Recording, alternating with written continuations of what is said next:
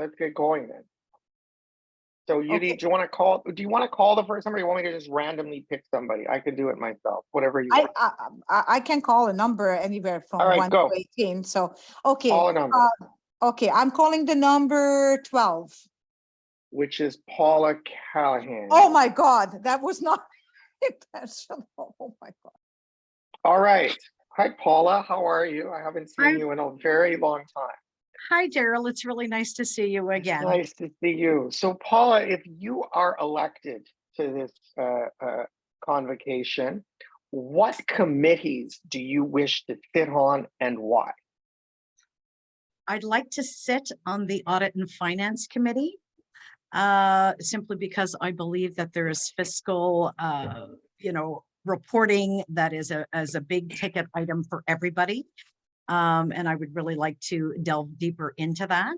Another, I would like to be on the tribunal, whether it be at PAC or as an adjudicator. I feel that that's very important to the profession. And being a first-time bencher, I don't know that you want to sit on, all committees all the time and bite off more than you can chew. But the Access to Justice Committee too, it also speaks to me. Okay. Thank you.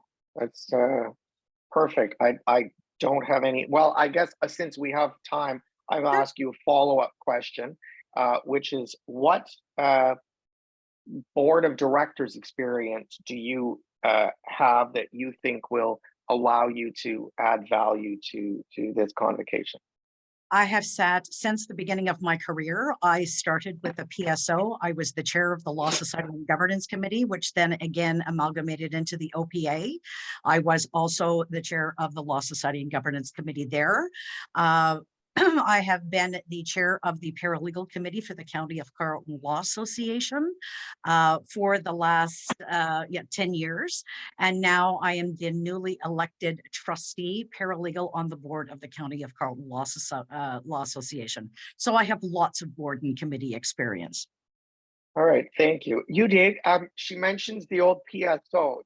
Is there time for me to share a 30-second funny story with everybody? That's within the 3 minutes still? Yes, yes, still we're okay. within Very it. quick. Okay, then you can do very that. Funny because I was, as most of you know, I'm a remarkably paralegal friendly lawyer, but it wasn't always the case. And many years ago, I don't know if Bruce Parsons is on, but I think you all know Bruce. And Bruce's first job out of when he became a paralegal was actually working for me. I was the vice president and general counsel of a finance company, and Bruce was our in-house paralegal at the time. And he would tell me about all these meetings that people like he and Paula were going to with the Law Society and the small claims court judges and everybody else to try and get, and this would have been 2000, 2001, to try and get regulation for, and he would come back and he would tell me about these meetings, and I would say, Bruce, that society's never going to regulate paralegals. Nobody cares about paralegals.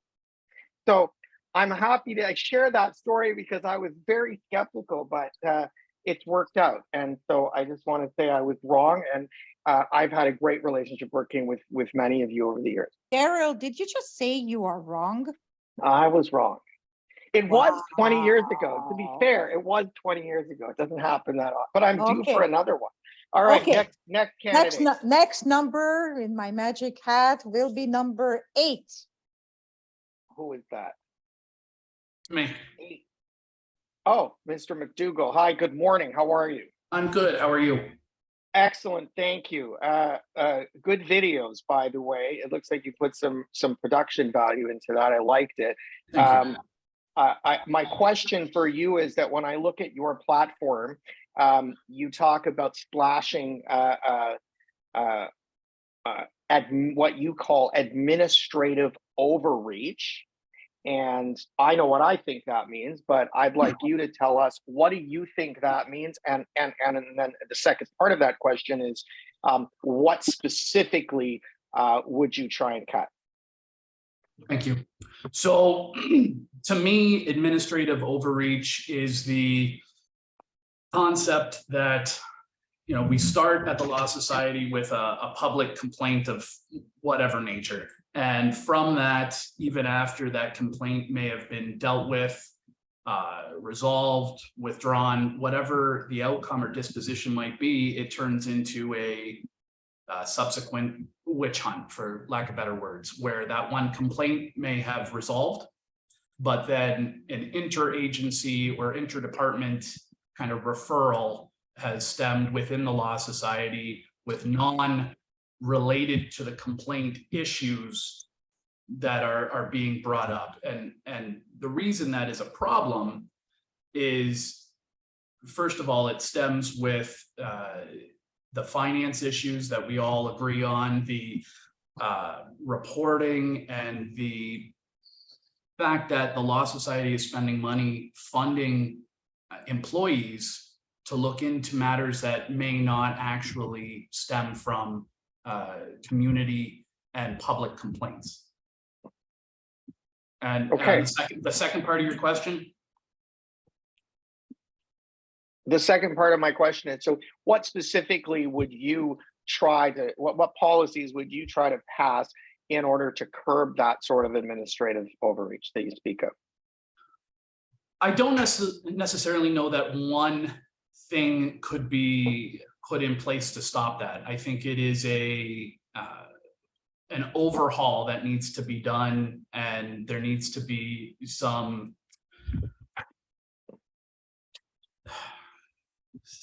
things put in place by the Law Society and by convocation to ensure that we're not spending money going towards employees or departments or investigating complaints that aren't germane, and take practitioners away from their clients and serving the public.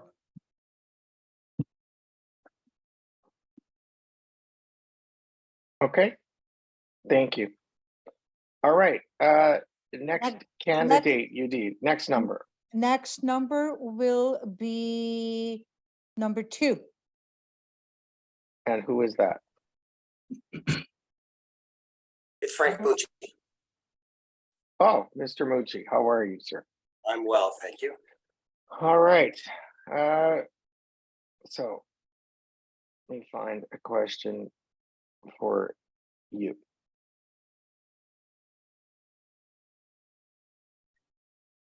I'm up, Daryl. All right. All right. So as a bencher, you may be asked to sit as an adjudicator and have me argue before you at the Law Society Tribunal. Is that something you're interested in doing? And if so, why? Or if not, why not? Well, that's an interesting question. I think that with my own background and my own practice, my scope of practice, inherently involved with many tribunals, I think that in itself would inherently interest me. So I would have great interest towards that end. And what do you think you would bring as an adjudicator to the tribunal? Well, outside of no sophistry, outside the fact that indeed I would be fair. I think all facts and the evidentiary information that we brought forward would indeed, if not convince you, if not sway you, certainly go forward towards that of making a fair and equitable disposition for my position and my client's position. But if you're sitting as an adjudicator, and I'm appearing before you with a client, for example, what experiences or what background do you have that would you think qualify you to essentially sit in judgment of another lawyer or paralegal appearing before you? Okay, that's fair enough. So I don't know that I would want to be doing that in the first place. But having said that, having sat before many arbitration boards and administrative persons as such, I would think that I would want to bring about your best interest through your own performance. Sorry, how you doing, Daryl? And I'm good. Yep. And yeah, so I'd want you to present yourself in a fair and equitable manner in which I could address it. Okay, that would be my position as adjudicator. Okay. But can I just ask people in the chat? I see that people are starting to put comments with respect to people's answers. I wonder if you could either refrain from doing that, or I'm gonna ask Mr. Kennelly to just turn off the chat function. I think it's disruptive. It's disruptive to me as a moderator, and it's disruptive to the candidates. And I want the candidates to have time to present their platforms and talk to and debate one another. I don't want the people in the audience to be debating, if that's okay. All right, thank you. All right, who's next, Judith? Thank you. Next is number 17. Who's that? That is Matthew Olson. Hey, good morning, Daryl. Good morning. How are you, sir? I'm good. All right. My question for you, sir, is what have you done in your paralegal career to advance not only your own career, but the interests of the paralegal profession generally? Okay. Well, being that my career has been fairly short, I can hear feedback. Is that me? No? Oh, okay. Being that my career has been fairly short, what I've attempted to do was mentor my own assistant, who I hired as a law clerk. I was convinced that she had far too much potential to remain as a law clerk. She had a wonderful mind. And so I urged her to go to school to be a paralegal, and then I supported her emotionally and mentally while she went to school. And she is now graduated and will take the test in a few months.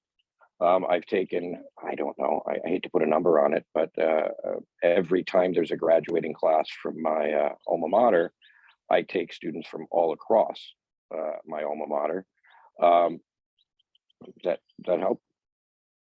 Okay, that's a great answer. I think mentorship is one of the most important things that we can do with the new people coming into the profession. As a follow-up to that, what have you done in your brief career to advance access to justice for the public at large? Oh boy. Okay.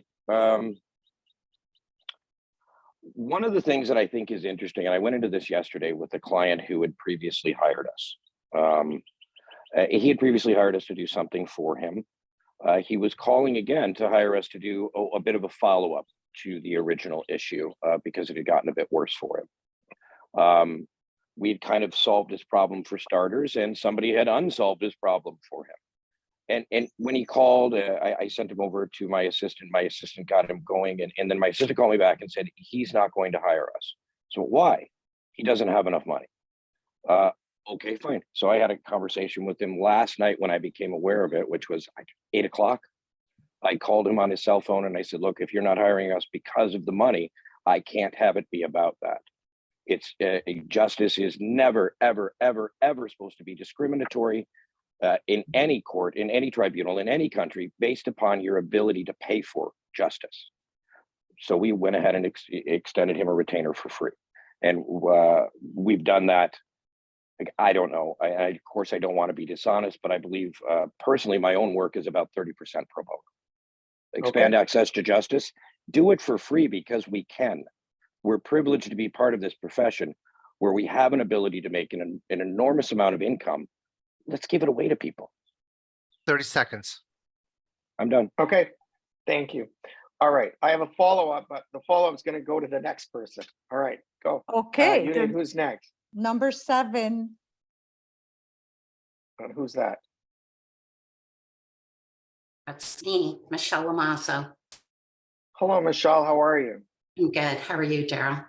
Excellent. All right. So the follow-up question that arises from Mr. Olson is on this issue of access to justice. And I'm going to tailor it a bit because you're an incumbent. So I'll ask it slightly differently than I would have asked it of somebody else. What have you done in your term as a bencher to push for access to justice for the public at large on the Law Society, from the Law Society's position? So during my term as a bencher, I advocated for the FLSP, so the Family Law Services Provider License. That had actually started 2 years before I was elected a bencher. And As you all know, we went back and forth on the issue several times. It did come to fruition. Finally, at convocation earlier or late last year. So we now have a license that we can start with. It may not be the license any of us envisioned or hoped for, but it's a start. It's a foot in the door, Daryl, and it's important for the people of Ontario to have representation in family law matters. They are, you know, the most vulnerable of clients. And the AG came to convocation 6 years ago and said, you need to develop a license. So we have a start and we will build on it. But I think that piece of it is huge and it was difficult. You know, some of the lawyers in convocation did not want a family law license, and there was a lot of pushback from the family law bar. And as it turned out, you know, the decisions seemed to rest with the judiciary because they have the power to dictate who appears before them. So in my opinion, the FLSP is a win. We have a lot of work to do in that regard, and I'm up for the job. All right, quick follow-up. Wouldn't access to justice be better served if the FLSP, if the family law expanded scope was simply just part of the regular P1 license as opposed to a separate license? Well, I think that would certainly make it easier, Daryl. You know, at the end of the day, that decision was made by staff. And you have to keep in mind that if it's going to be part of the P1 license, we have to figure out how do we get the 10,000 paralegals who are already licensed up to speed on the FLSP, right? 30 So seconds. I know nothing about family law. So, and a number of us here would know nothing about it. Okay, thank you. Next, you did? Who is next? Number 15. That's Mr. Caruso, I see from my notes. Hello. Hi, Tony, how are you? Excellent. How are you? Good, nice to see you. Tony, I read something in your platform and I wrote a note here, and if I misquoted you, I'm sorry, but I had a question arising from this. In one of your, I don't remember if it was in your Law Society thing or on your website, but somewhere I read that you wanted to increase the fees of lawyers by about 20%. And the quote I wrote down was, to be paid out to every single paralegal. Are you Correct. suggesting, so am I to understand that you're saying you want me and my colleagues as lawyers to pay 20% more, and that money would specifically then be paid out as sort of a subsidy to individual paralegals? Sure. It could go as a subsidy. It can come back as a refund, because at the end of the day, the lawyers has been getting a free ride off the piggybacks of paralegals. We've been subsidizing your Law Society fees. If you take a look at BC, they pay $4,000 a year. If you take a look at Ontario, lawyers pay $2,200. If we take a look at a paralegal, we pay $1,200 a year. So how is that fair? Why does a paralegal have to pay half of the amount of an Ontario lawyer when we don't even have half of the scope? Not only that, we have been oppressed by lawyers at the Law Society when it comes to the field of immigration. November the 3rd, that's going to change. And then every single paralegal is going to be getting a refund for the last 8 years that we have had a restraint of trade. So yes, I would like to. Okay, hold on. No, don't interrupt me. I'm still speaking. So I want to increase it by 20% because you need to fulfill what paralegals have been paying into. We've been paying into legal aid. We've been paying into your lawyer law libraries. We've been paying into a lot of things, and we don't even get a benefit of that. So we're no longer going to be funding lawyer initiatives. We're two different professions. Now you can go ahead. Follow up. So my understanding is, in fact, that paralegals don't pay into the library fund, nor do they pay into legal aid. But whether I'm right or wrong is irrelevant, because my follow-up question is really this, Tony. Couldn't you accomplish the same thing rather than by increasing the fees of the lawyers that you're already fighting with, couldn't you increase the same thing by seeking to reduce the fees of paralegals, perhaps from 1,200 to 600? Wouldn't that work just as well and not antagonize the lawyers in the process? Well, if we're going to keep the same current system, Daryl, I actually ran the numbers from the Law Society's data bank. Lawyers should be paying $2,600 a year and paralegals should be paying $800 a year. That's how it should be. I should not have to be subsidizing for lawyer fees. End of story. We are not lawyer slaves. We are two different professions, and I want to make that very clear. It needs to be equal. Paralegals will no longer be ignored at the Law Society once I'm elected. It's about equal opportunity. It's about fairness, and that's what I'm going to guarantee to my fellow paralegals. All right, where are we on Tony's time? Do you have time for another follow-up? We have 30 seconds, sir. Okay, Tony, very quickly, with that attitude, how do you intend to work with, there's 5 benchers from the paralegals, there's 40 from the lawyers. How do you intend to work with them to get anything passed if you go in like with that sort of an attitude? Well, it's we've been asking for satisfaction and we're not getting it. So I'm now demanding for satisfaction. Enough is enough. You can say there's only one paralegal bencher or 100 paralegal benchers. Try sleeping with a mosquito in the middle of the night. It's going to make you very uncomfortable. And that's what I'm there to do. I'm going to challenge the status quo because paralegals will be heard because we've been ignored for 16 years. Enough is enough.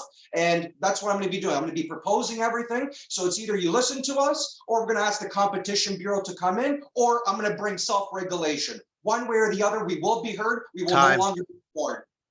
All right, I have some interesting follow-ups. We'll come back to that when you're called again. All right, who's next? I like the how should I say, the Rolling Stones reference. I can get no satisfaction. Never mind. Okay. Next one is number 10. That is Daniel English, I believe. Yeah. Is that correct? That's right. Okay, so just following up on my last question to Tony,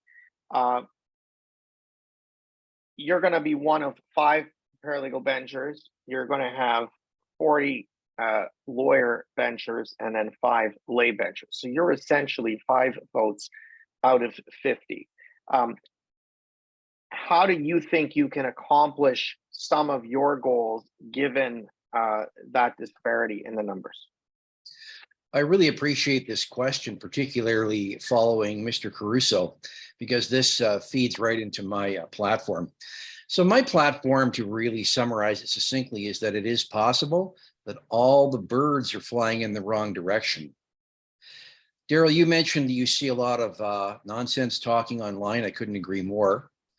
I think it is quite possible to see a lot of the chatter online as tactics that aren't going to work.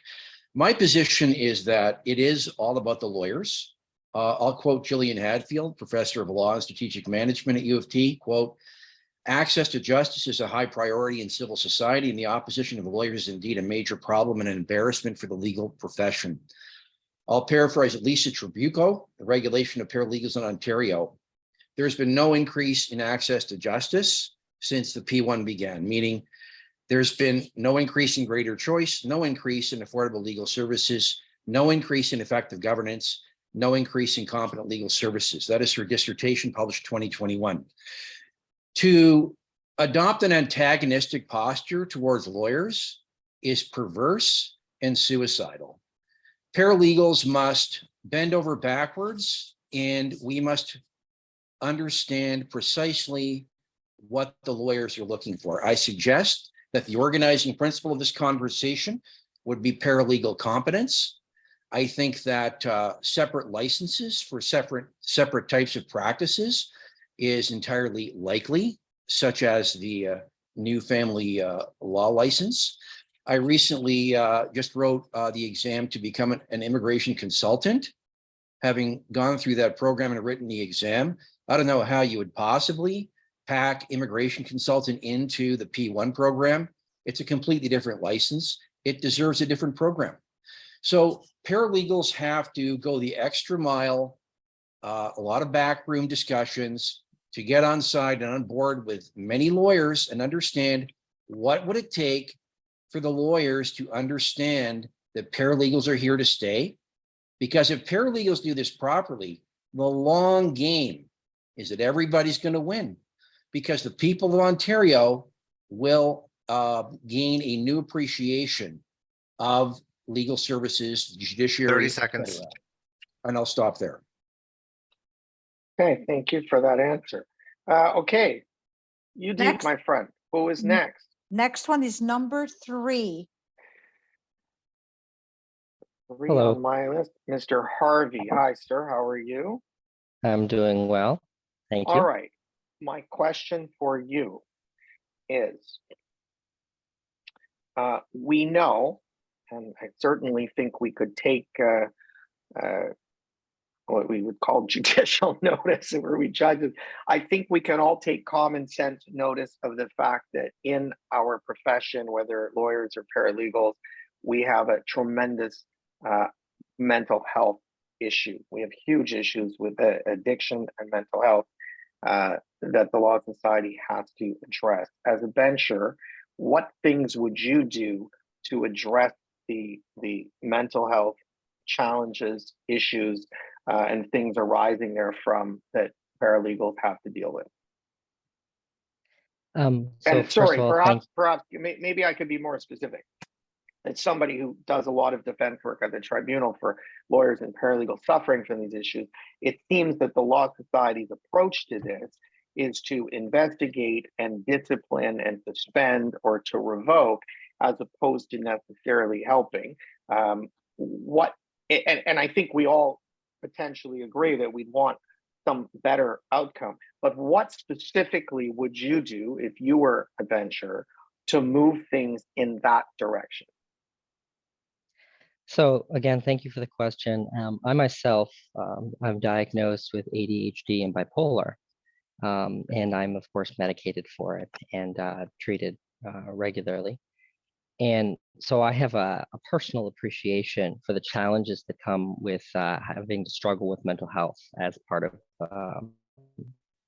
of working. I can tell you that one of the principal approaches that I would take when crafting policy is harm reduction. I would take into account that the primary agenda when dealing with whether it be adjudication, whether it would be dealing with how complaints are investigated, would be to take into account the person's mental health history, and very similar to the mental health courts in Toronto, would take into account whether or not the person is seeking treatment, and factor that into crafting a resolution that will get that person back to work. So I think that taking the model of the Toronto mental health courts, I believe, would be beneficial in approaching mental health challenges at the Law Society. Okay, thank you.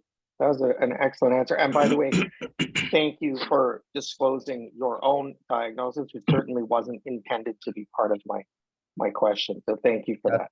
That's okay. I just wanted people to know that there's no reason to feel stigma when you struggle with mental health issues. I feel that mental health issues, ADHD, bipolar, and other issues are stigmatized. And I want people to know that you can be a successful paralegal, a successful legal practitioner, and struggle with mental health issues. And you can still be someone who contributes a great deal to this profession. And that's why I've disclosed it. Thank you. I couldn't agree more. Thank you for that. Next question, Edie. Number 11. All right, I'm looking at my list. Oh, Michael, is it Radin or Radin? How do I pronounce it? Radan. Radan. All right. Well, I'll just call you Mike. How's that? No problem. All right. Mike, I'm going to actually ask you exactly, because I want to hear a few people on this. So I'm going to actually just ask you the same question that I asked Sean, which is, what would you do? I'll repeat it in case you forgot. What would you do as a bencher in terms of trying to move policy to address the serious mental health crisis we have in this profession? Thanks for the question. Actually, it was listening to Sean, I thought that was a very good answer. I also have some personal experience with my family with mental health issues. And so I understand, I know my wife is a nurse and a strong advocate for mental health and for destigmatizing mental health. And so I think that what I would do if I was elected as a bencher, what I would push forward is trying to change policies so that there is the option of not just to investigate, suspend, and revoke, but that there would be other options for practitioners that found themselves being investigated because of mental health issues, or if the root cause of the problems that they were facing were mental health issues. There should be options within the process where they can seek treatment, and once they get to a point of where they can, they're at a certain point where their practitioner thought that they were able to go back to work, that would be the option for them. That it would be less of a punitive process and make it more of trying to help people, trying to treat them, and trying to keep them practicing. Because, you know, after all, people put in a lot of work and education and expense to become licensed, either as paralegals or as lawyers. And if due to, you know, if it was a physical disability, we would want them to you know, we wouldn't discriminate against them. So I would want to put mental health in that same category and see people accommodated and be able to continue practice that they've put a lot into, and you know, not sort of be left out cold and high and dry without a license. So I would try to put forth policies that would seek to be less punitive and more collaborative. Okay, thank you very much. Next up is number 16. Saramia, am I pronouncing your name correctly? Yeah, absolutely. Okay. So give me a second because I have a question for you. I just have to get to, I have like I'm toggling between 4 or 5 different things here to see all my notes. So just bear with me.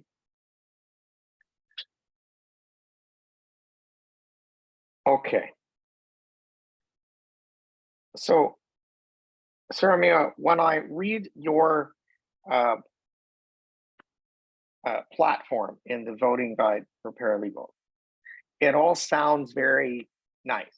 You sound like, when I read it, I think to myself, wow, this must be a really I don't know you, I've never met you before, but I read your profile and I think, wow, this must be a really, really nice person. She sounds great and she clearly wants to do something.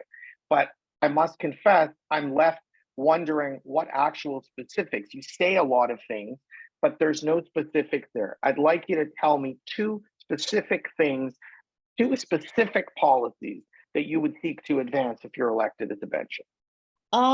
Thank you for that question. So the 2 specific policies that you would see coming from me is 1, advancement in divisional court, for sure. Okay. Second, I would definitely like to look into immigration. And these are 2 certain things. I have heard a lot from my fellow bencher candidates. And this is just my opinion, that we do not have to bend over backwards or prove anything. We are a very, very competent set of legal professionals. And we're not in competition with anybody. We're not in competition with lawyers. We're just in competition with ourselves. And if given an opportunity, we should be allowed to go to divisional court. Now, I don't say give me divisional court today. I say give me divisional court in due time. Once I have proven my competence, you don't become a judge. You become a lawyer and tomorrow you don't become a judge. You become a lawyer for 10 years and then you become a judge. So, you know, there should always be, and also there should be something waiting for me, so that people don't lose interest in this profession. People shouldn't be like, oh, why should I be a part of this profession, right? They should be like, okay, if I do this for n number of years, I have divisional court, I have expansion, I have other things that I can look into. So these are the two policy changes that you will definitely see. One, divisional court that I would like to press for, and immigration. Okay, follow-up question. When you say you'd like paralegals the opportunity to appear in divisional court, are you suggesting for any and all divisional court matters, or just those divisional court matters that arise from tribunals where paralegals are already allowed to do the underlying matter? That is a great question. Thank you so much for narrowing it down. Exactly. If you're already showing competence in certain tribunals, at least those matters should be given to us, right? Okay. Yep. All right, thank you. Thank you so much. That was a good answer. Thank you so much. All right, you did. Next one. Next one is number 4. I don't have my list up. Who is that? That's Number me. 4. Sorry, who is that? Is that Mr. Resnick? Vladimir Resnick. Yes, thank you. Vladimir, how are you? Shabbat I'm very shalom. How are good. things? I'm very good. So- How are you, Joe? I'm excellent. My question for you is actually specific to you. When I was because I don't think we've met, and if we have, I apologize. But I live in Thornhill, and when I drive around my neighborhood in Thornhill Woods, I see your real estate signs. You're a real estate agent in my neighborhood, as well as being a paralegal.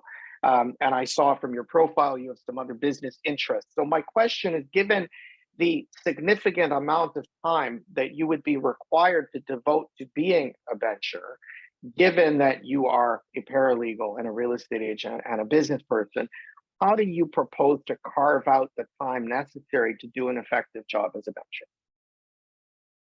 You know, it's been brought out as a point for me to respond to that. I was relatively recently licensed paralegal, which is true. I may be recently licensed paralegal, but I'm not certainly not a new paralegal. I was a paralegal in the 90s. I started as a paralegal with immigration. I had exposure to criminal law, and now I'm focusing more on tribunal, small claims court, LTB, and HRTO matters.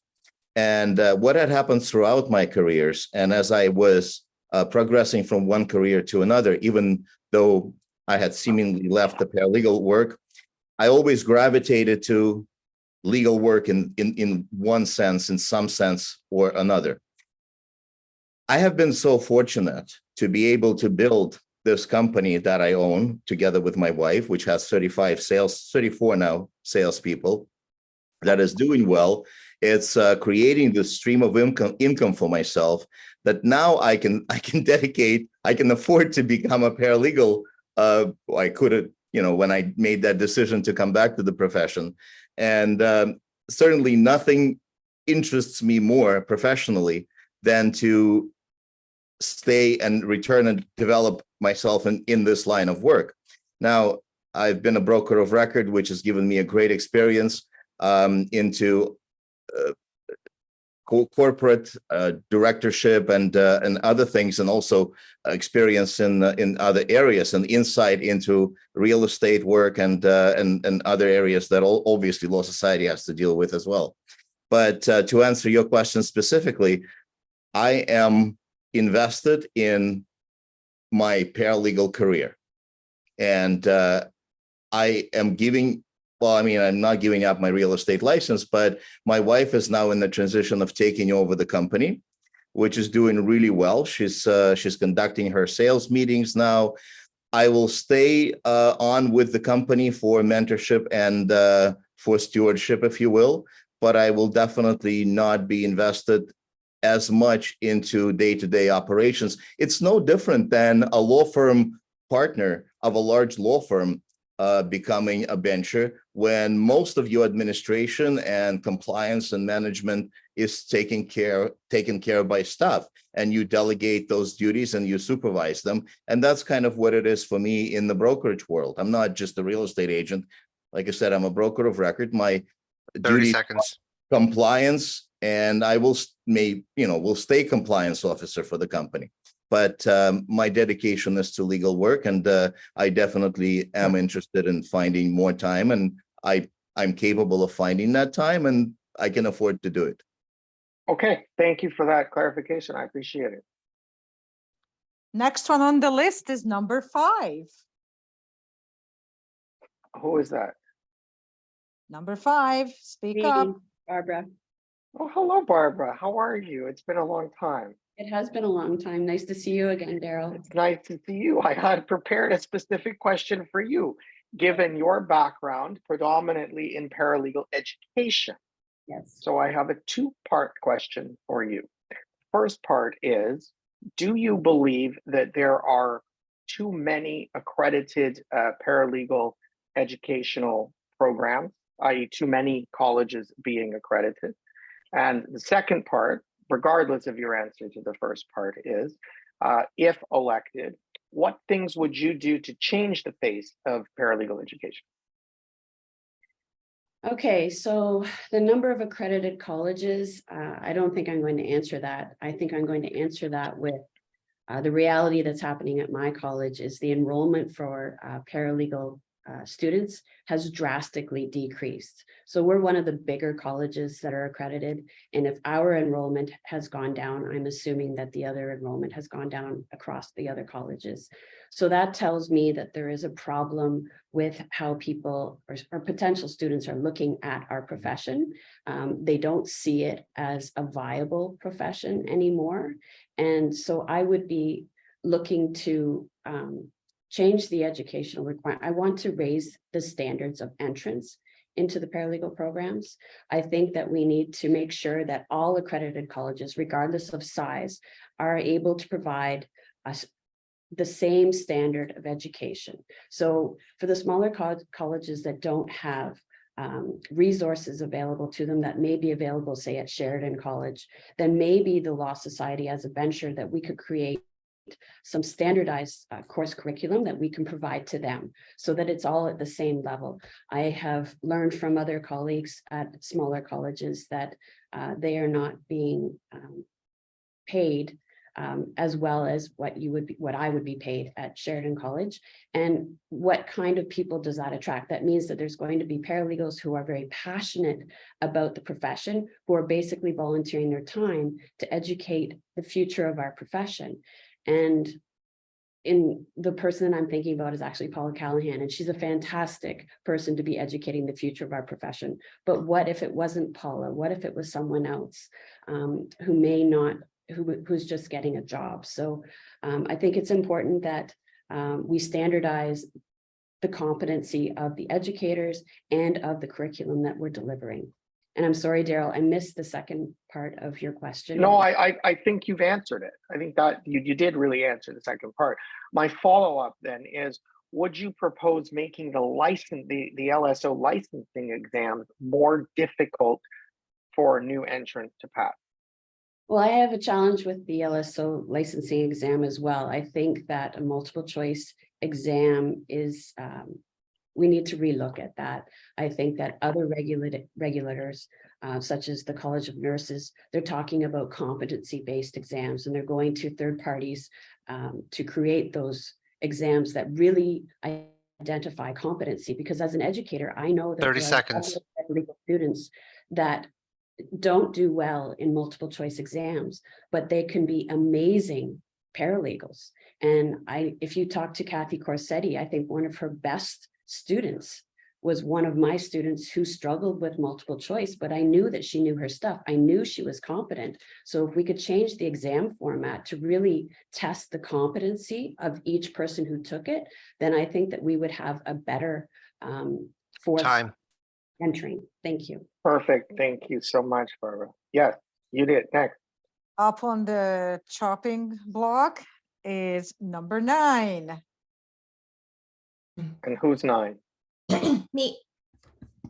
Okay, perfect. Anitra, give me one moment. I have a question for you. I want to make sure it's the appropriate one. Okay. It's not. I have a different one for you then. Would you support increasing the paralegal fees by $200 a year if it meant that the paralegals would now have access to all the courthouse law library? think that we don't necessarily have to increase the amount for the legal fees. I think we could maybe apportion the money differently, but I think that we definitely need access to the law libraries. So if there's no way to apportion differently, that I would want to increase the fees. And given that people have different situations and may have access to legal resources through their, like if they belong to an association, or they have, for example, access through a law firm, depending on where they work, they may not need it. So maybe it could be an optional thing that you add on to your fees if you need it.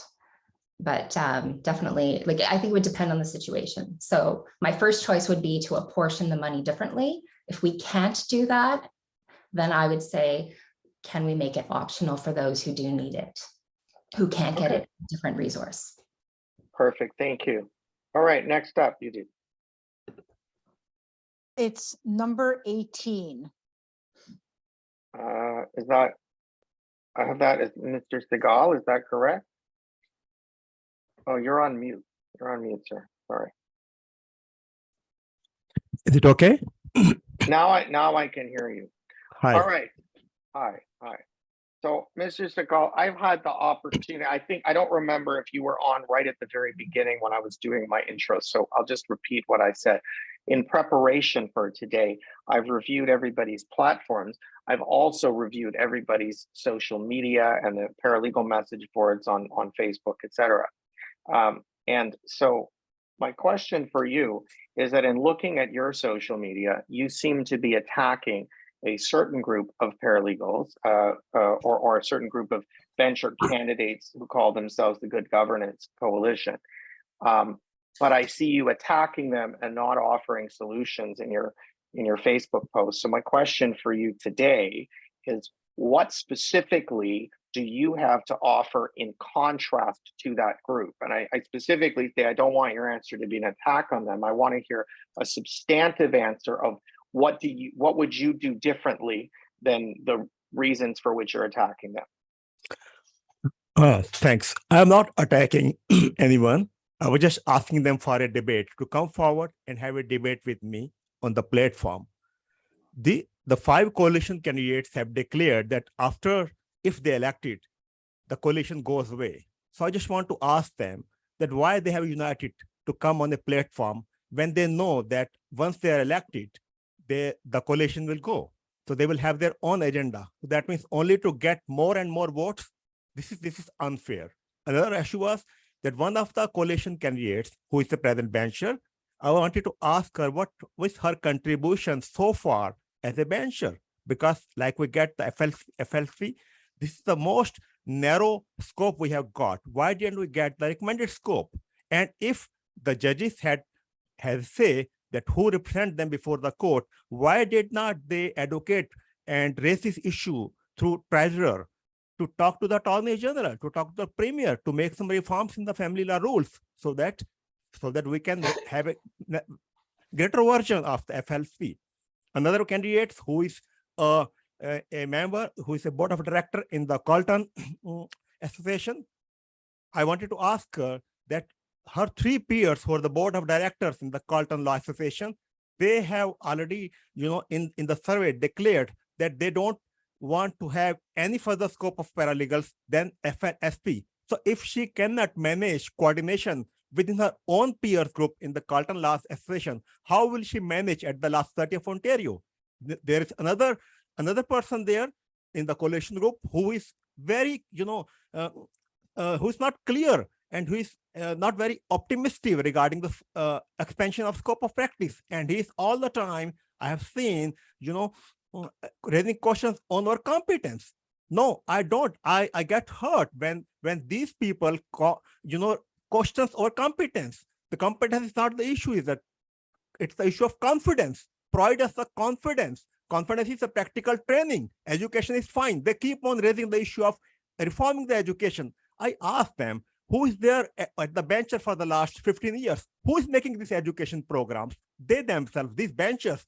And now they are saying they want to change the education. What were they doing in the last 15 years? changed. We should need more co-op. We should need more practical 30 training. seconds. We need more practical training for the paralegals. The divisional court is, like Sarma Mission said, it's not a big thing. Give us a sharding with a lawyer so that we can do some training how to file an appeal in the divisional court in SSC and the LTV matters. It is just a question of practical experience, practical exposure. We don't need education reforms. And regarding the education, more than 80% to my understanding are having a college, a university degree or a college diploma. So please start this misleading statements. Thank you. Daryl, Yes. let's put this, because Rajesh has addressed some of the participants here. I Yes, think no, we no, will have, okay, we will have time. We will have time for rebuttal, by the way. We are well within time. Okay, so I'm But actually not right take, not right oh, now. Not right I now. was good. Okay, so I'm gonna make some notes because I was Let's- gonna do a follow-up for Mr. Right, Segal. right. And So- if I might just address a comment, although I asked people not to put comments in the chat, somebody suggested that perhaps I was biased. I Right. say it again, I don't vote. I'm not biased. I don't really care. I have simply gone through everybody's profiles and everybody's social media. I'm not asking people about anything that they didn't already put out there in the public. And in fact, my question to Mr. Segal was specifically to say, I don't understand what your position is. Please tell me. So I was actually trying to assist him. And I quite frankly am offended by the suggestion that I'm biased towards one party or the other. So Agreed. however, you're entitled to your opinion and that's fine. Okay, Daryl, okay, go ahead. Yes. okay, just a little note on this one. We will, as Champ Yes. Saki used to say, circle back to this one. I'm Please- making a note on it now. Yeah, Yes. and please, those who are affected by this one specifically, make notes I've on it got- because you have the rebuttal later on, okay? I'm making some follow-up notes and questions right Okay, now okay. for the Okay. rebuttal. Yes. But okay. for the meantime, All right, next candidate. next Bring it one on. is number 14. Number That is- 14. That's Mr. O'Connor. How are you, sir? Good morning. Oh, I think, Sean, you're on mute. There we go. There Good we afternoon. go. For you, sir. Good morning. All right, fine, thank you. So my question for you is, I'm coming back now to this discussion about access to justice. The idea and the concept behind paralegals was that they would be able to do legal work at a lower or more cost-effective rate than lawyers, or to take on matters that lawyers just didn't do or couldn't do because of the fact that it would be too costly for them. But there's also the practical reality of the fact that, Mr. O'Connor, you, I know, have young children. There's the practical reality that in running your small paralegal practice, you have to make a living. You got to put a roof over your kid's head and feed them, and we all have to do that. How do you intend to advance policies as a bencher which would deal with those competing interests? In other words, the ability or the desire for paralegals to be able to make an adequate living while at the same time providing cost-effective legal services. How do you see that? How do you see those issues marrying up? Well, I think the law society experiment, and the fact the law profession itself's experiment with paralegals is more or less a failure. The idea that you can have the business of education running 500 students at every college every 4 months, and then talk about whether somebody can survive in a saturated marketplace is either negligent or stupid. And quite frankly, that's what it's become. Every semester, we get a whole bunch of students, and I have 2 or 4 students every semester for at least the last 10 years. And it's always the same thing. They don't know how to fill out forms. I mean, what good does it matter if they've been able to read the book if they don't know how to write out the form and where to serve it so that they can get their legal education into a courtroom and explain it to the judge? The idea that the Law Society missed this when they licensed paralegals and allowed ridiculous colleges to be accredited. I mean, there are certain colleges I will not take students from anymore. it's not a service to them, and it certainly isn't a service to me. I mean, if I'm going to take the time to not only teach them how to do it and then double check the work that they've done, basically doubling my time for the same fee, you'd think that you'd get a quality student from every college, not just a few. And our friend was talking about what's going on at her college versus the enrollment at other colleges. And I can tell you, I'm on the advisory board with Humber Guelph for the degree in the paralegal program. And I can tell you, they're not suffering. They've got more classes, they've got more students than they can handle, especially, you know, students from coming around from around the world. They have to reevaluate how they're implementing paralegals into the system. Yes, the idea was that we were going to mop up the crumbs and fill the holes and do it for a price that the public was not going to freak out about lawyer fees. Well, that's not the case. I mean, I've been doing liquor licenses, I do committee of adjustment, and those are big ticket items. It's not the traffic ticket for $200, the turnstile justice. That is not the profession. Going to the committee of adjustment or the OMB to get a variance on a piece of property, or a zoning split to build a second house on a very large piece of property. These are big money tickets, and they require a great deal of competency. It doesn't start out with a 2-year diploma, and these kids are being 30 told seconds. after $20,000 in debt that they're going to walk into $1,000 a week. No, they're not. When I started in this profession, there were like 20 or 30 people. This was back in 1995, 96. There were like 20 people, and this industry has been built on their integrity. It was on their integrity that the government said, yeah, let's give this a shot, because what else are we going to do? It was no different when they introduced JPs, when the judges couldn't handle the workload. They're going to evaluate this. They're going to have to look at their budgets, and they're going to say, time. Thank you. All right. Thank you, Sean. All right. Who is Udita? I think, have we covered more all? left. There's just a couple. That's what I thought. Okay. Two left, yeah. The next one is number 13. That's Jeffrey Smith. Okay. How are you? Good morning. How are you? How are you? Good, Good. thanks. Nice to meet you. I haven't met you before. Thank you for coming. I know from my daily looking at Facebook that there is an awful lot of fighting amongst paralegals. There is incivility and sniping in public, and I understand from the I have the good fortune to sort of be friends with people on all the different competing factions, and so I hear sort of a little bit from everybody. But what's clear to me is that, you know, there's these different factions within the profession, and you're all fighting each other. How would you propose, Jeffrey, to stop that infighting and bring the paralegals together? And I asked that question for a specific reason. As a lawyer, I have been saying for many years that the only way that the paralegals will ever get the real respect they want from the lawyers is to be a united group and present as the united group. So how do you get there, given the devolvement in the relationship that's happened over the last 5 or 6 years? Sure. So we're talking about there's two parts of the question, right? One is paralegals not getting along with each other, and the other one is paralegals not getting along with lawyers. That's my understanding of the question. So right now we're in an election. It's going to be heated. People are going to be throwing mud at one another. You know, it doesn't bother me any if anybody does it to me very much. It's just a fact of life when you're in an election. If your skin is thick enough to run, then you should be thick enough to handle criticisms and things of that nature. And I think criticism, even if it comes across as someone sees as a personal attack, is healthy to a functioning democracy. And I think we actually need to maintain that. If somebody is going to come about and spread lies or whatever about somebody else, let them, because that says more about them than it does about the person they're lying about. And in any event, I believe in perfectly full freedom of expression, thought, belief, and conscience, and I don't believe that people should be censoring themselves from that. So in terms of what I plan to do about paralegals sniping one another, I don't think that the costs and the benefits remotely amount to something that's useful. I think it's an affront to democracy, and I think it's an affront to our charter to start censoring one another. So to answer your first question, that's my position on that.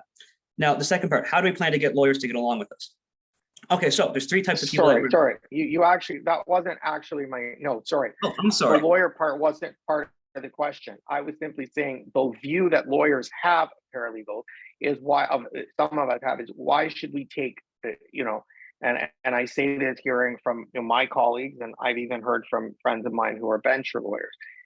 How do we take these guys seriously as a group when they can't get along with each other? And so my follow-up question then is, because you say, well, we shouldn't be censoring it. I wasn't suggesting that. People can disagree and still get along. How do you propose to unite the paralegals so that the 5 of you who are together can go to convocation and speak as one voice on behalf of a united profession? Sure. So, I mean, we disagree with each other and we get along with each other all the time. What I see healthy disagreement. And I don't think anyone here is actually going to take it personally and hold a grudge for the rest of their lives. I see no reason why myself, I'm not a supporter of good governance coalition on either the lawyer side or the paralegal side, but I see no reason why I couldn't work along with Mike Graydon, Michelle Lamazo, Deborah Mora, or anyone else on the good governance coalition. If I left your name out, it wasn't intentional, I'm sorry. I see no reason why not. And I see no reason why they couldn't work with me either. We are advocates for the profession. We are advocates for the public. And when it comes to policy type things, I think we're more alike than we are more different. And I think we need to realize that we're a lot more alike than we are different. And we do have common ground that we can work on. And we have ground that we're not going to be able to work on. That's just nature of any sort of group work. When we talk about convocation, there's 5 votes for paralegals. Even if all 5 votes are for the same thing, it's not going to make a difference if the lawyers are not on board with us. And you mentioned, lawyers looking at us and respecting our profession. I think that lawyers need to start actually looking at themselves quite a bit too. 30 seconds. Yeah, between Good Governance Coalition and the Full Stop Group, I have seen far worse behavior between lawyers versus lawyers than I have between paralegals to paralegals. So I'll leave that as my answer. Okay, thank you. Next one up is number 6. And that's me, Deborah. Hello, Deborah. How are you? Nice to meet you. Nice to meet you as well. Can you tell us a little bit about how your professional, personal, and not-for-profit experiences qualify you to come on to this convocation as a bencher? Sure. So I will start with my professional. I've been licensed since 2016.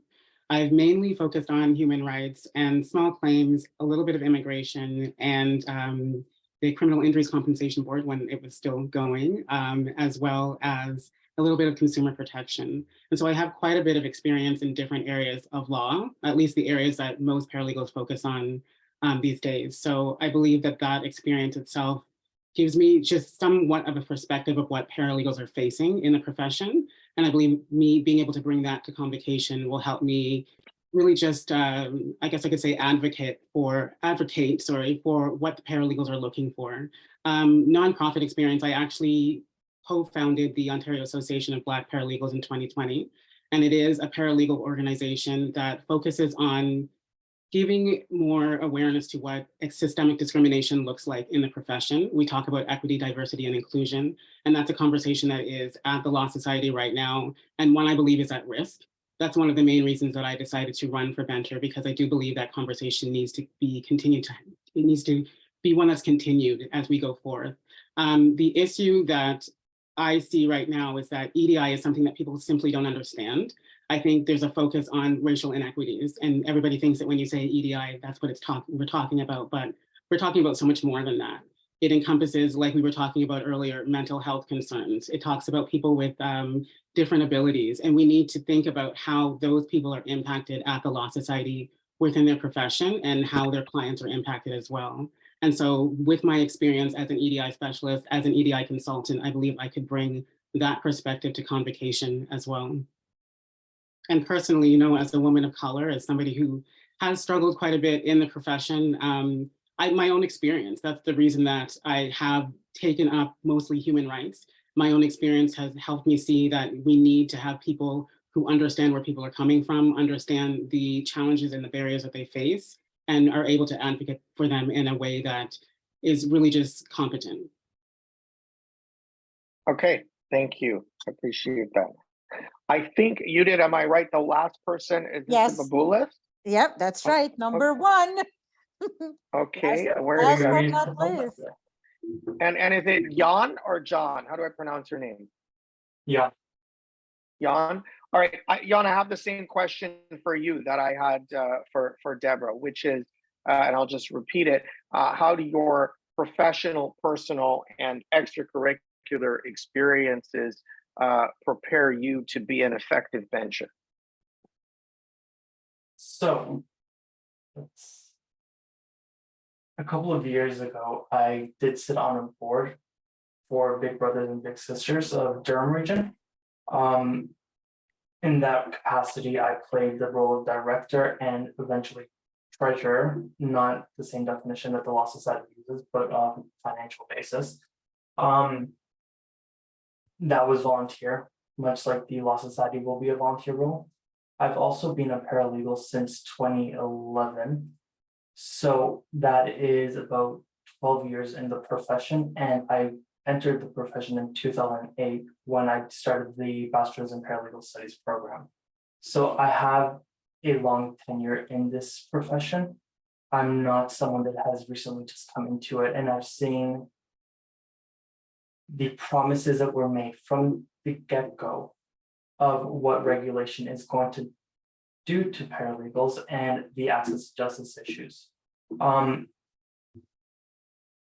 The reason I'm running is because in 2020, when nothing was happening with paralegal scope work, such as tribunals or small claims court, I took the initiative and I reached out to the Chief Justice's office. I reached out to the Attorney General to try to get the small claims court running.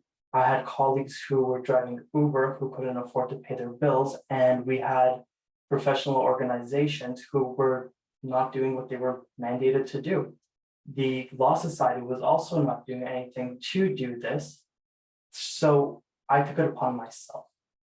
The courts did eventually start operating by Zoom, and that is something that needs to be done.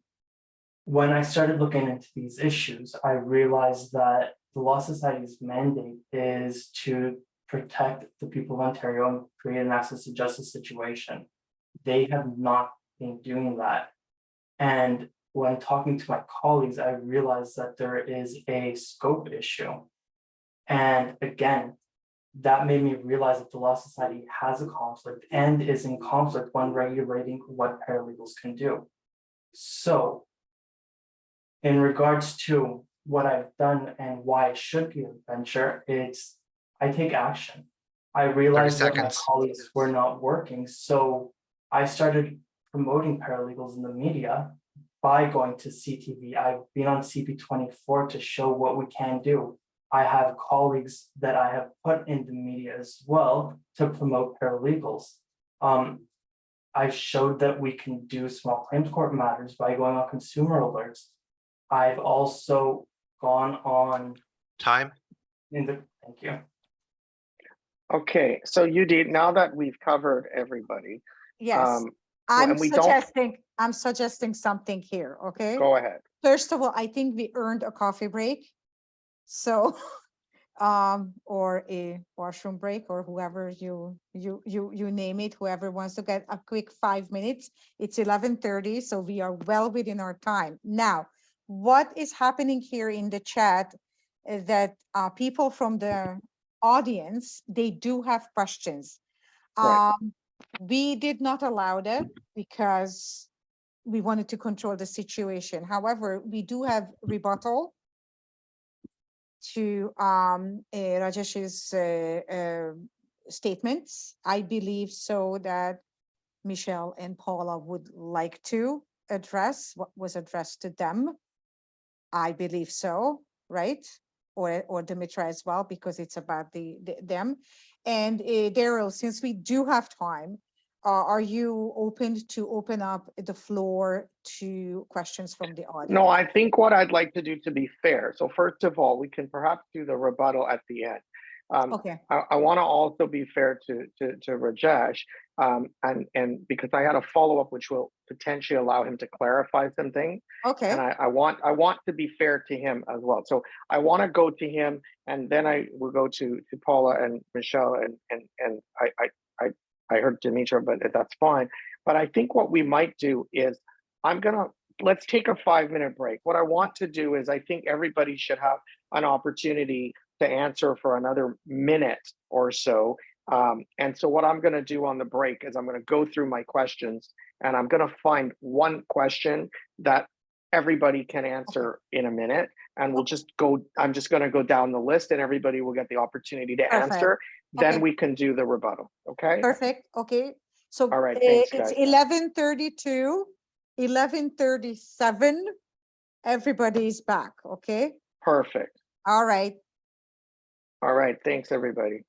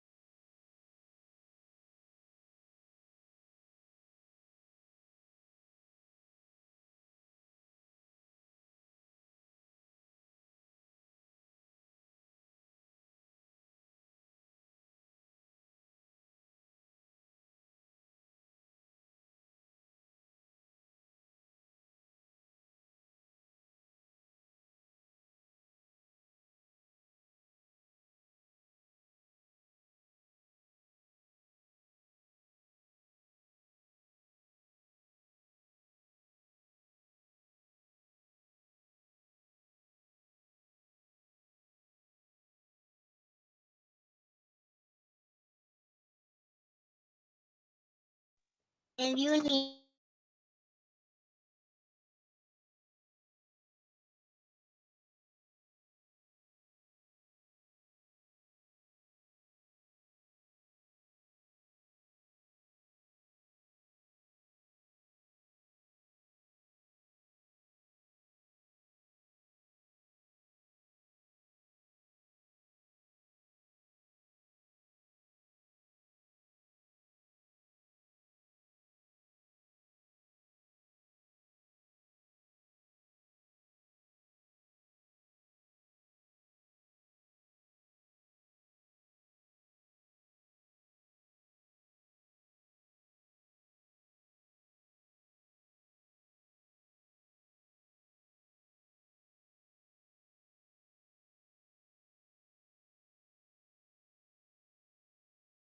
And we are back. 11:37. 5 minutes is up. I hope you had a good refreshment. Refilled your cups. I have my chocolate. All right. If everybody's ready, I have my question. And what I'm going to do is I'm, and I guess you can't see my screen, how you're organized, but all I'm going to do is I'm going to ask the same question of everybody, and I'm going to call you in the order that I see you on my screen in front of me, if that's okay. That's fine. So if everybody's ready, we can proceed. All right. So the question for all of you, and you'll have 1 minute to answer, and I'll rely on Scott to, okay. I'm going to ask again for the 4th time. I would ask the people watching to stop putting things in the chat box. It's disruptive to the other people watching. It's disruptive to the candidate. We're not taking questions from the floor. And at this point, out of respect for the candidates, we're not interested in anybody in the audience saying, I like this candidate over that candidate. That's not the purpose of what this debate was for. It was for the candidates to speak to you, and you can all then go away and make your decisions, and you can discuss it privately amongst yourself or on the group. Okay, so perhaps, Scott, could you just turn off the chat? Just turn it off. Yeah, 100%. Chad. Because I'm sorry to the audience, and I don't mean to be mean, but it's disrespectful to the candidate. So I want to be fair to them. All right, here's my question for all of you candidates. How do you balance? There are essentially, when you as paralegals go to convocation, there are two competing interests. You're all out here. The one thing you're all agreed on, you're all agreed that you want to advance the interests of the paralegal profession. And that's noble, and that's why you're running. Great. But the Law Society has an overarching mandate. The overarching mandate of the Law Society is to protect the public. And it seems to me that sometimes those two things, the advancement of your individual agendas and the protection of the public, may come into conflict with one another.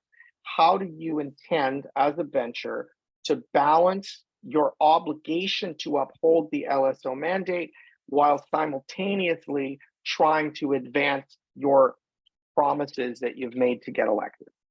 So I'm going to start, I'm just going in order on my screen. Dimitra, you're up. Okay, thank you.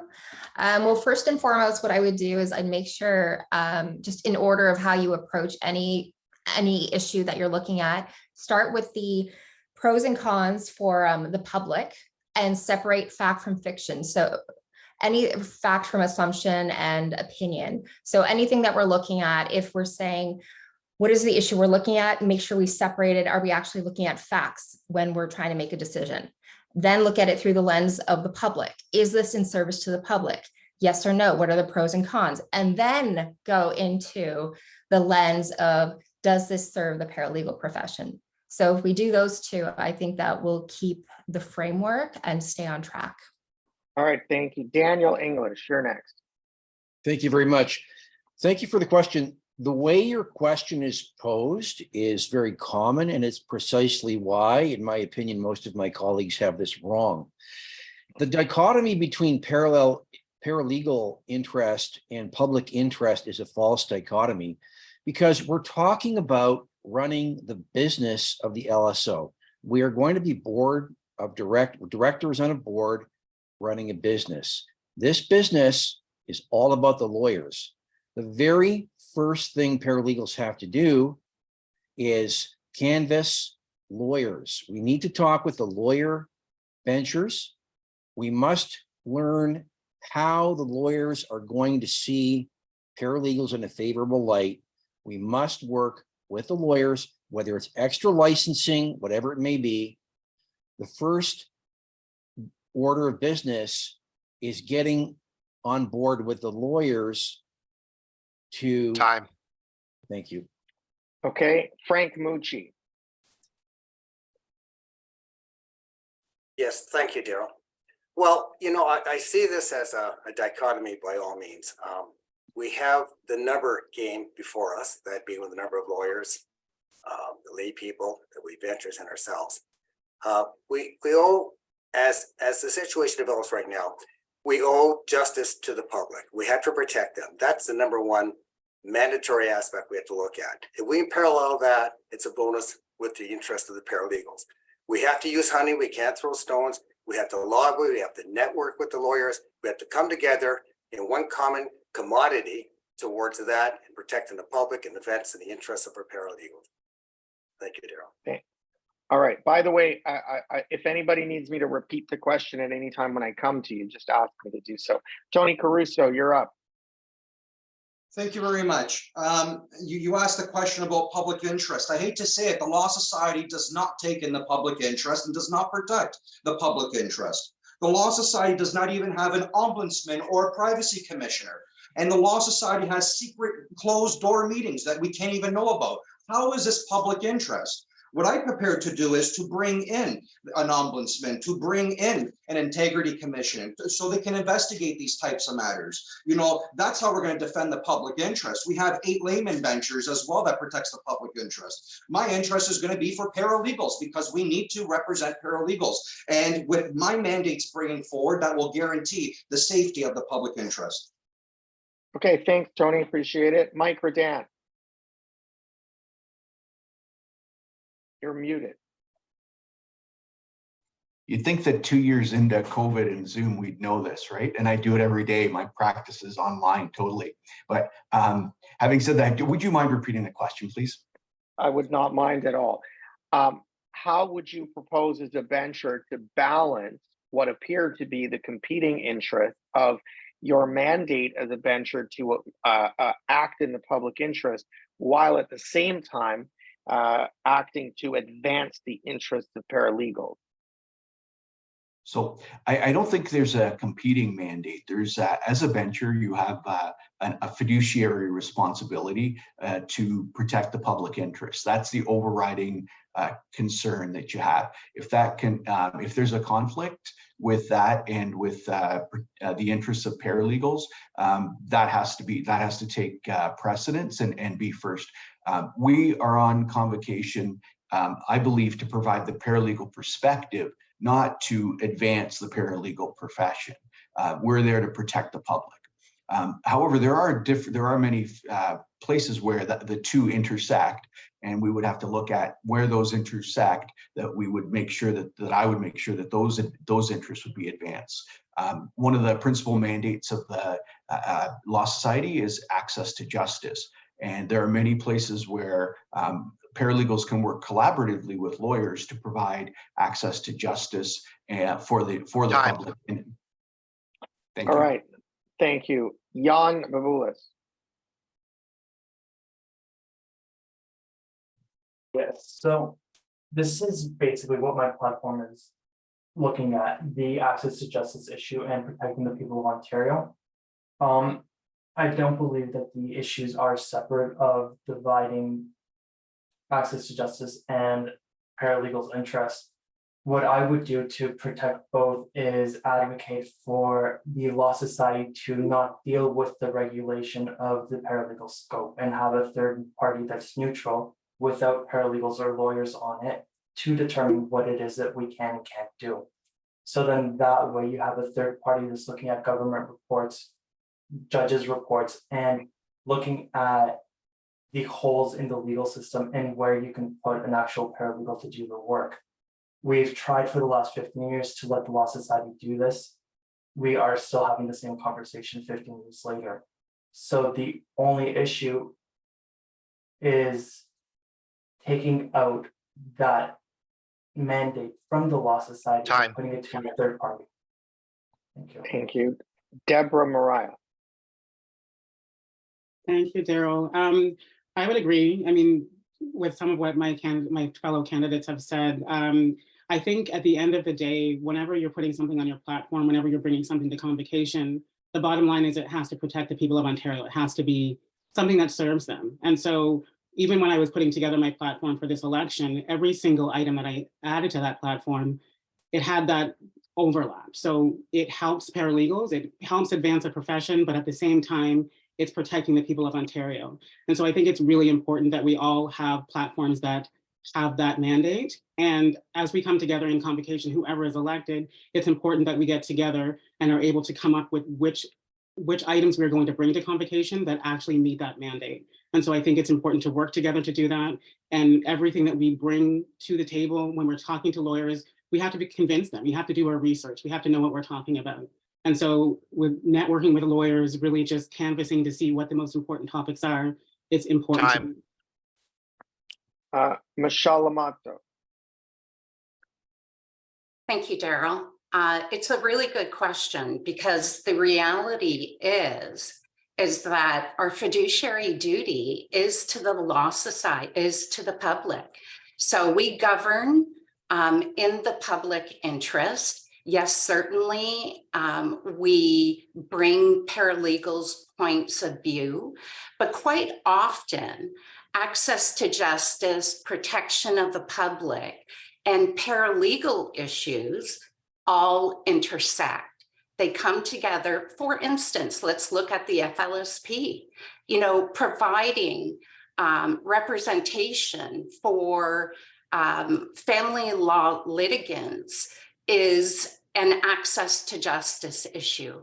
And it also turns out that we were able to expand scope for paralegals. So there's definitely an intersection there at convocation when we're voting. Time.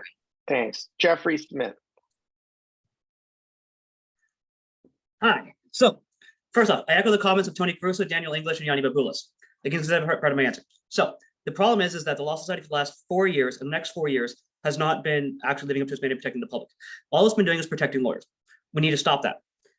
Right now, the big focus is on protecting the profession from the Law Society, protecting society from the Law Society. The Law Society is acting contrary to and direct opposition to its current mandate. How do I plan to stop that? Well, we understand there's 3 main types of people that run for governance. People who care about themselves, people who care about others, and people who care about the mandate. We start by appealing to lawyers who care about themselves because expanding paralegal scope expands their level of work, expands their billables, and expands their client base. It also broadens the market and opens up the market significantly. That's a good thing. People who care about expanding the public, well, they don't need to be argued to because they already know and they already acknowledge, and they must agree that expanding access to justice is a fantastic thing. The third thing, people are concerned about paralegals and whether or not we're competent. Paralegals are competent. You can say to all the lawyers I've beaten in court, which has been every single time they've gone up against a lawyer. So if anybody wants to say that paralegals are not competent, sorry, we actually kind of are. I've been licensed since 2019 and I haven't lost many cases. Thank you. Paula Callahan. Thank you. Could you repeat the question one more time, please?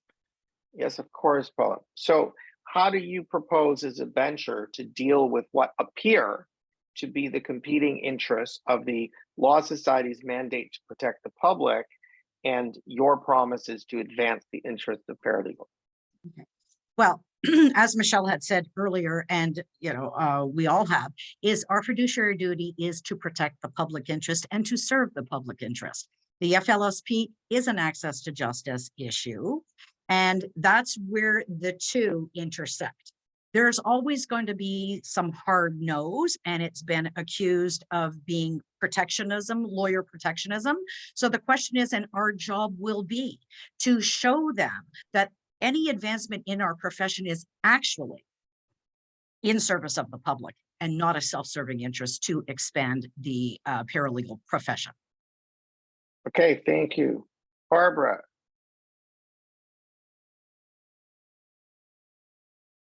Hi, Daryl. Thank you for that question. I believe that access to justice includes and protecting the needs of the public and the profession does not have to be mutually exclusive. And we're talking about the FLSP as being something that was to meet the needs of the public, but what is missing in that license is it going to meet the uptake required in 3 years when the lawyers are going to take a look and decide whether or not this was successful. So I think that in that decision, even though there was a ton of work done, which I appreciate, I think that that decision was made because we wanted to expand our scope too quickly, and we needed to take one more step and ensure that we have the data required when the lawyers want, when they're going to review and decide whether or not it was successful. Because as it is right now, we have too much work to do, and I don't think that the FLSP will be successful in 2 years. Okay, Rajesh.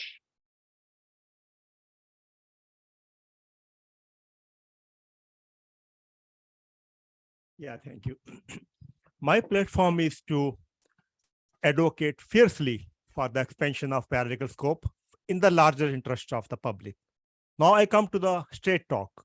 No roundabout. How you decide about what is in the public interest and who is deciding? What are the basis? What are the evidence? What is the data? Where is the research?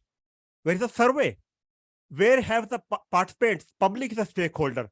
Have you done any survey from the public, asking them whether paralegals can provide this service or not? For instance, the Yrpn provides us the immigration scope of practice. Okay, so what's the basis there? Who is deciding is that we are not competent for the immigration? Because we cannot fill up the form, but we can do advocacy in the IRB. The same thing, we can fill up the form in the LTB, but we cannot do advocacy in the divisional court. The same thing will happen here and there. So this is all arbitrary. In the name of protecting public, there is arbitrariness. There is no evidence-based relevance. There is no participation of. Thank you. Okay, Josh McDougall. Daryl, can I just confirm that you're just looking to see how we would balance the suggested competing interests? Yes, that's correct. Okay. It's my view that the paralegal profession was created for the purpose of providing access to justice and helping the public. So as it's been said a few times now, our job is to protect the public through the paralegal perspective. Most of the time, what is good for paralegals is what's good for the public, and vice versa as well. The FLSP and all of that stuff doesn't really bear any weight as to how we will deal with and manage the competing or suggested competing interests. There really isn't a competing interest. If it's good for the public, it would and should be good for paralegals. Expanding our scope is good for the public and paralegals. Ensuring competency is good for the public and good for paralegals and our future generations, and ensuring what people think of us and the connotation attached to the word paralegal. So in my view, thank you. Okay, Vladimir. Hi, can you queue up the question for me, please? Yes, of course, absolutely. If you're elected, how do you propose to deal with what on its face appear to be competing interests of your obligation as a bencher to act in the public interest and upholding your promises to advance the interests of the paralegal profession? Sure. Well, going back to when the FLSP was first introduced, there was an article by one of the prominent family lawyers now running for bencher that had a headline, "Could this be the beginning of the end of lawyers in Ontario?" And my question was, could this exact sentiment and preoccupation with competition be the reason why paralegals ended up with such a limited family law scope? And I said very early on that competition and self-interest should never inform voting decisions for either lawyers or paralegal benchers. But then there's a great synergy between what paralegals' interests could be and what the interests of access to justice are. And of course, family law scope and immigration and divisional court is on everyone's mind, but there's also other areas where that can be expanded, including I mentioned in one of my materials, drafting residential leases. As a realtor, I can attest to you that paralegals can do far better work doing that. And if authorized, it could immediately reduce processing times at lender and tenant board, et cetera, and can have a palpable immediate impact on access to justice. And those are the things I would look at. Sean Harvey.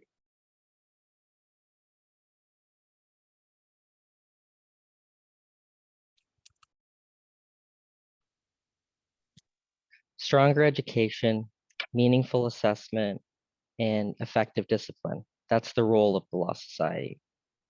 The lens in which we view the role of the paralegal is through protecting of the public.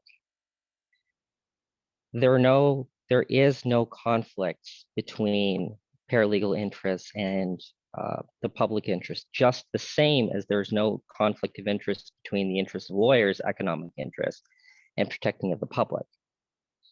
At some point, we have to believe that the benchers are going to protect the public interest, and I have to have faith that we are. The short answer is we view the progress of paralegals through the lens of public interest. And as long as that lens of public interest always remains paramount, always is first, then progress can be made.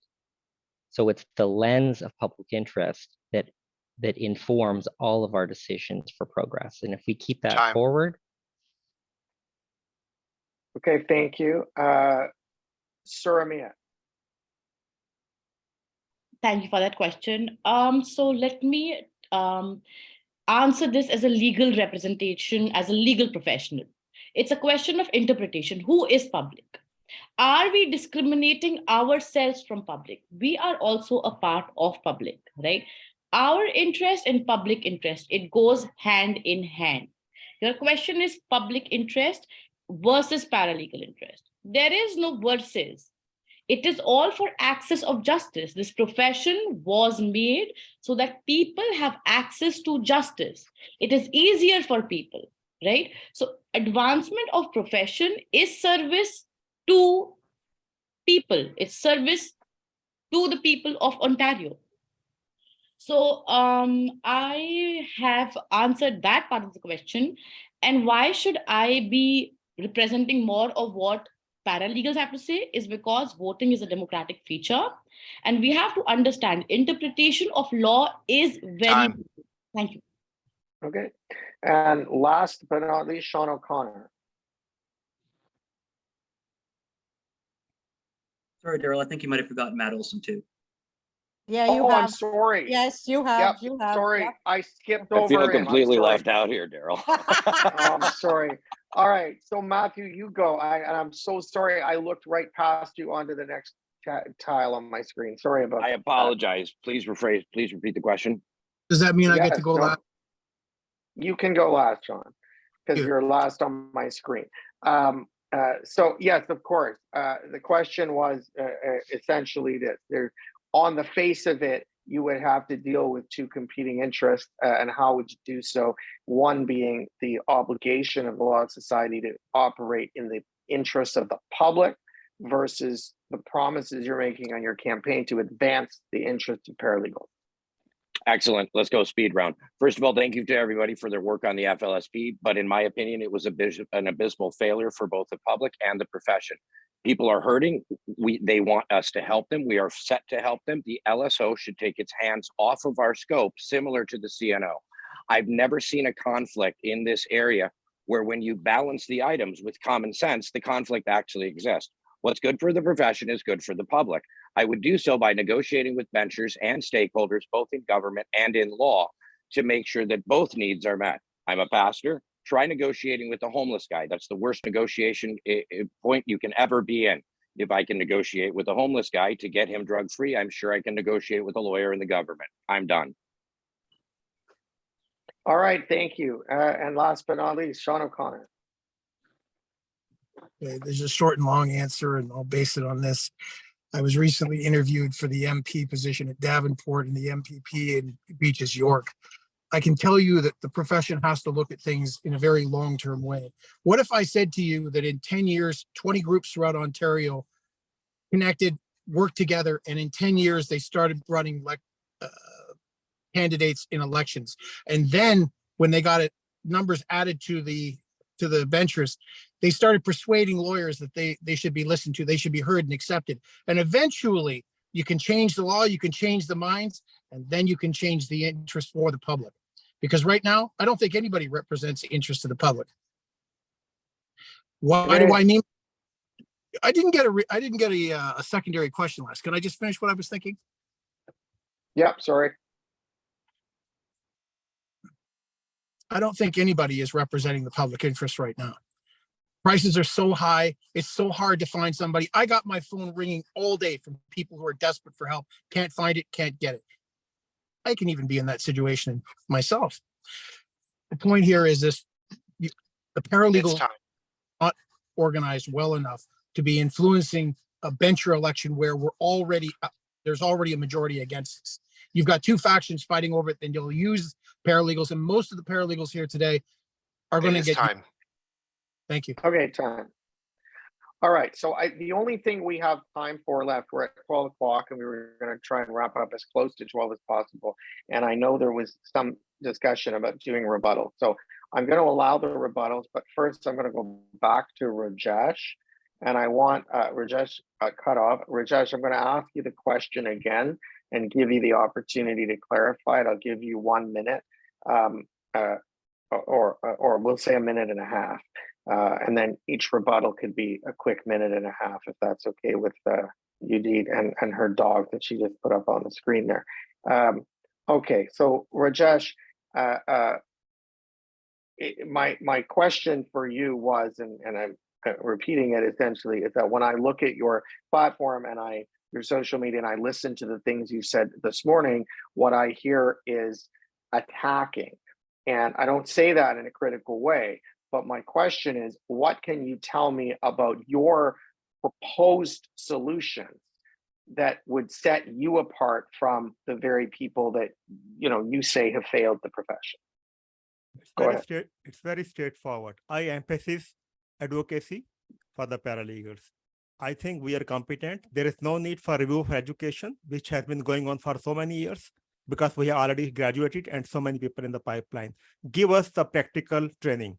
Increase the CPD, which we require for the immigration scope of practice, for in the divisional court, for family law. Make them mandatory and give us a compulsory co-op placements, shedding the lawyers and the paid training, not without any money. Give us maybe 2 months, maybe 3 months. Why don't you emphasize, after all, the confidence? It's confidence when combined with the education that makes a person competent. It's not even the lawyers when they do studies, they come to the court, they will not have any confidence and they will not feel competent also. The competence comes with the confidence and the education and the training, which is lacking. We should develop some policies towards that. And regarding the Good Governance Coalition, my straight question was why they have joined hands together when they have declared that after the elections, they will be separated. So this doesn't go well with me. This is my platform. Okay, thank you so much. All right, Michelle Amato, would you like a very brief minute and a half rebuttal? I'm happy to rebut what I think I understood was said. Are you able to clarify, Daryl?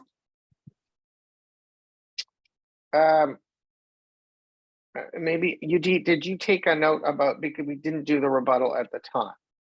I did not make a note because you said you were, this is about, I made it. You made the note, didn't you? So yeah, the note I made, Michelle, the note I made is that basically Rajesh in his initial question sort of attacked you and a couple of others with respect to your role in, for lack of a better term, we'll say abandoning paralegals. So perhaps you could respond to that.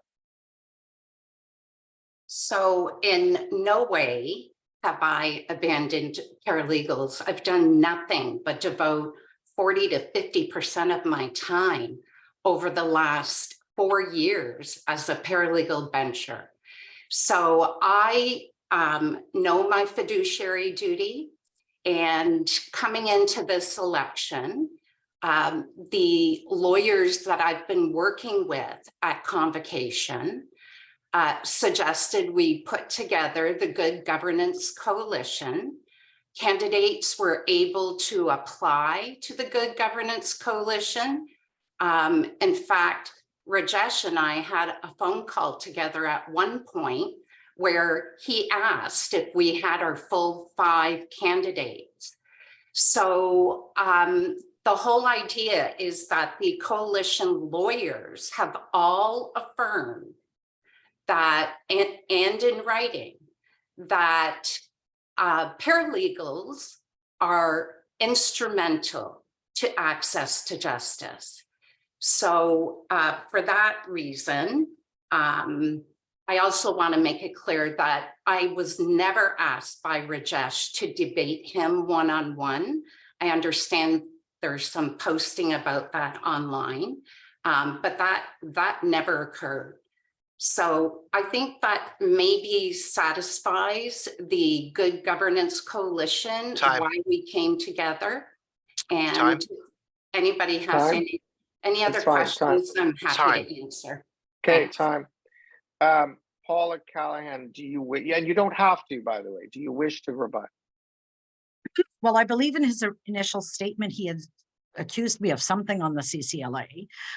So my job as a trustee on the CCLA, I am the sole paralegal on the Board of Trustees, and it is my job to bring the paralegal perspective and also turn mine. So there was many things that I had wanted to accomplish just starting out as a committee member, over 10 years ago, and it has taken time. And I think that paralegals need to understand that as a board member, to communicate with temperance, professionalism, and civility, to convince the lawyer benchers that they need to listen with an open ear.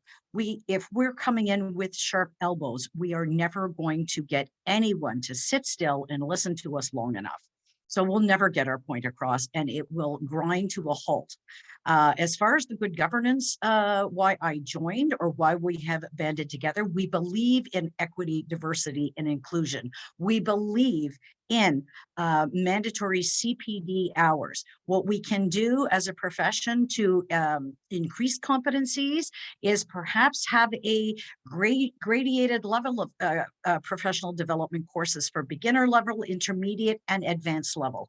Maybe that would help paralegals. I, as an instructor, have built in mock trials into every course. Time. Okay.